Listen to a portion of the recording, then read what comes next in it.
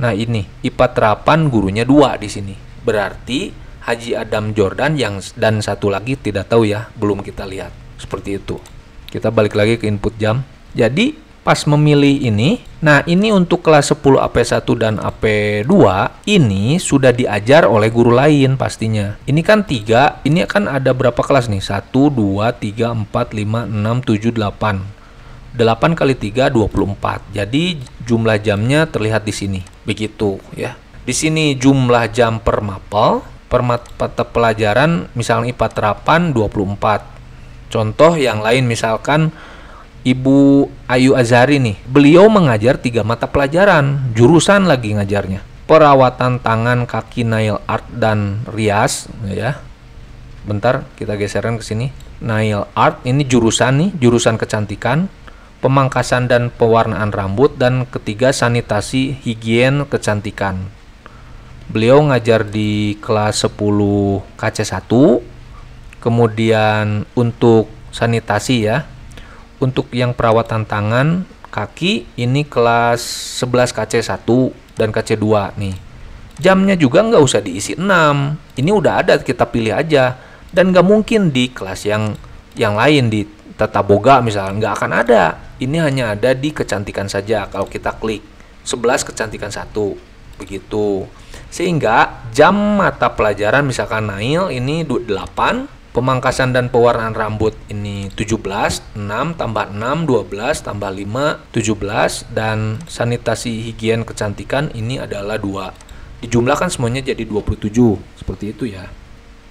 Nah, di sini ada yang misalkan Ibu Dewi Sandra misalkan mengajar 4 mata pelajaran, teknologi menjahit, membuat pola, pembuatan busana industri, pembuatan hiasan busana.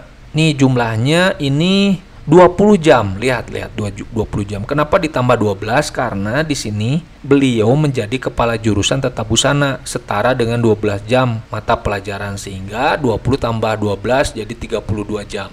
Seperti itu ya. Jadi ada keterangannya kalau beliau menjadi kepala jurusan. Yang penting yang ini aja untuk mata pelajaran Maya, yang 20 jam ini. Kita balik lagi ke sini. Perhatikan ke Haji Adam Jordan lagi. 10 AP1 ini kalau diajar sama Bapak Haji Adam Jordan, kita tambah 3 misalkannya jadi 24 tambah 3 27. Maka akan terjadi double crash. Artinya merah itu ada satu kelas diajar oleh 2 guru, itu dimerahkan oleh aplikasi ini. Jadi kalau misalkan kejadian Bapak Ibu mengisi aplikasi ini ada yang merah, ini berarti ada kesalahan mengisi. Nah ini juga merah karena kelebihan jam.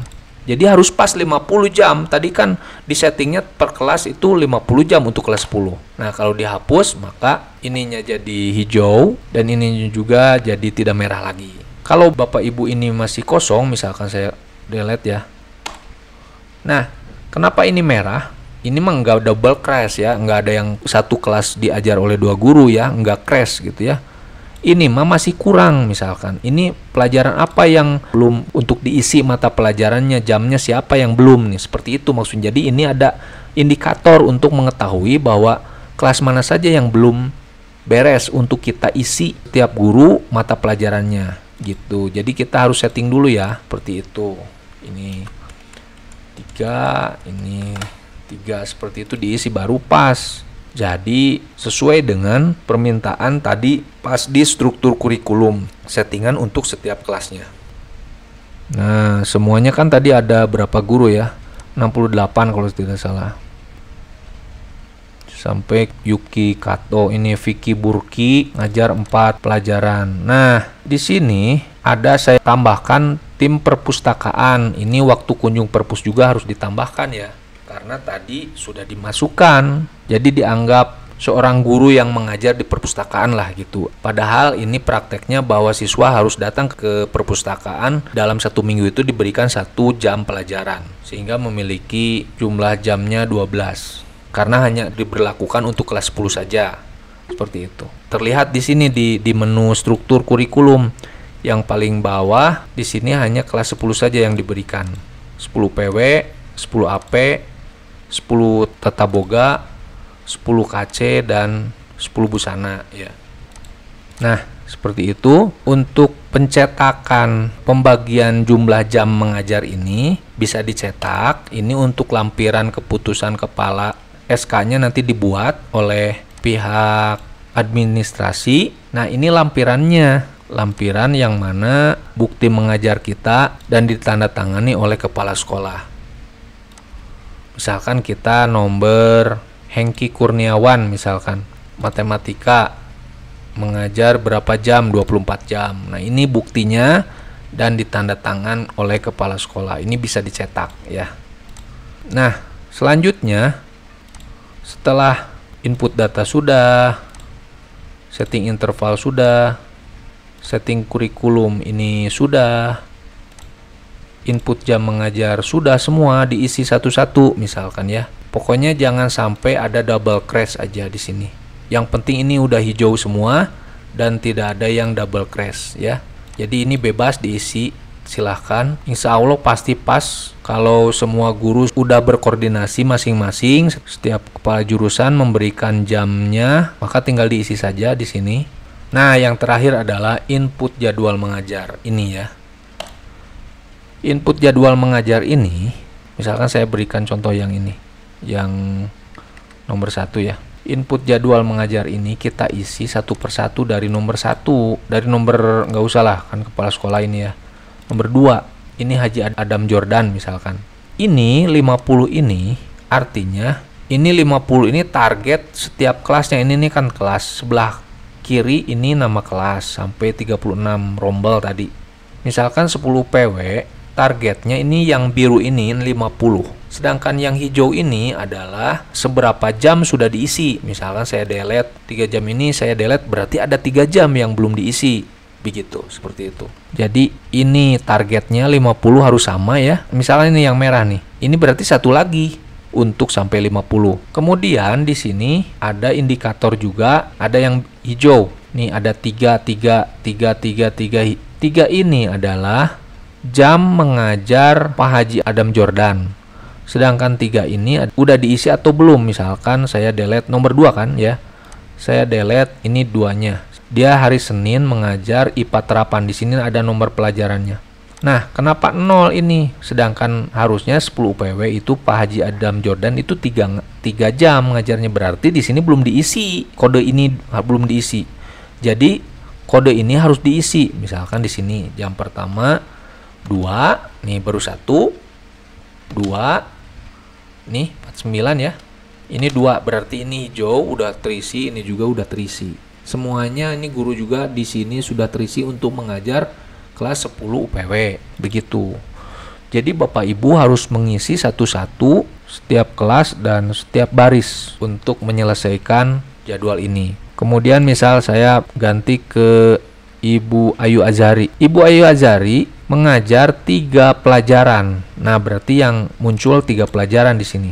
Nah, kenapa nggak ada yang hijau? Berarti hijaunya di bawah. Nah, 2 nih. Yang harus diisi di sini kode 5 ini.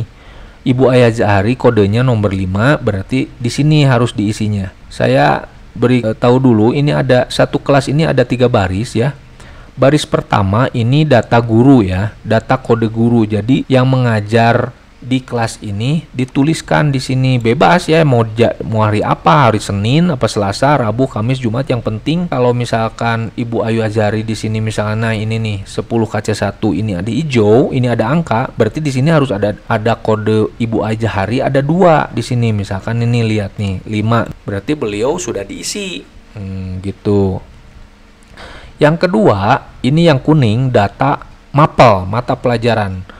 Begini ya, karena setiap guru bisa mengajar mata pelajaran itu bisa lebih dari 1, bisa saja bisa 1, bisa 2, bisa 3 sampai 6 misalnya mata pelajaran, maka di kuning ini harus dituliskan mata pelajaran keberapa. Misalkan beliau kan kodenya, misalkan saya pilih Ayu Azhari nih ya, Ibu Ayu Azhari misalkan nomor 5. Nah, ini nomor 5 nih, beliau nomor 5, tapi hari Rabu ini di kelas 10 KC ini kode mata pelajarannya ini nomor 3, artinya beliau hanya mengajar sanitasi higien kecantikan ya, karena kelas 10, dan kita isi di sini kodenya angka 3. Dan yang terakhir adalah yang warna abu-abu ini data ruangan. Jadi beliau misalkan yang ini nih, misalkan nih.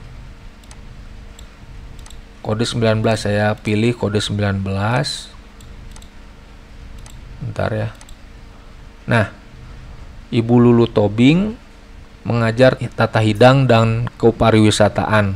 Beliau di sini nomor 19. Nah, ini kodenya berarti bukan tata hidang, berarti beliau mengajar kepariwisataan di kelas 10 Tata Boga 2 hari Selasa di ruang 48. Nah, ruangannya yang udah ditulis di input data ya tadi. Nomor 48 itu adalah di sini bisa dilihat di sebelah kanan, yaitu THD, tata hidang, berarti ruangan tata hidang ya. Kita balik coba input data. Ruangan nomor 48. Mana ya 48? Nah, ini nih. Ini tata hidang ya, THD. Nah, begitu ya. Dan untuk mendapatkan aplikasi jadwal mengajar ini, tinggal lihat di deskripsi. Silahkan diklik dan di-download. Nanti berupa file yang harus diekstrak, harus dimasukkan password. Passwordnya ada di video yang keempat ya. Silahkan dicari aja, ada di bagian video yang keempat. Terima kasih.